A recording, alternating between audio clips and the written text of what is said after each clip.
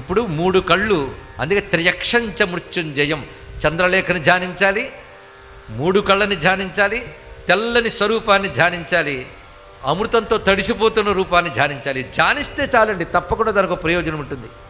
రోగాలు నశిస్తాయి ఈ రూపాన్ని ధ్యానిస్తే, తెలుసా? ఇందాక చెప్పిన వేదాంతం అర్థం కాకపోయినా ఇది అర్థమైతే చాలు. ఇక్కడ ఈ మూర్తిని ధ్యానిస్తే రోగాలు పోతాయి. అందుకే స్వామికి మరొక పేరుంది, వైద్యనాథుడు.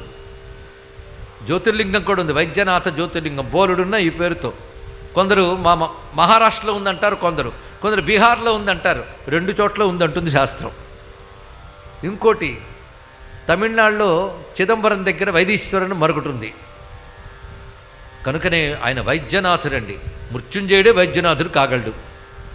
అంటే మన ఔషధుల్లో కూడా మనకు ఆరోగ్యం ఇచ్చి బ్రతుకుని పెంచగలిగే శక్తి ఉన్నవాడు ఆయనే. అందుకే ఓషధీనాం పతయే నమః అని నమస్కారం చేసుకుంటాం.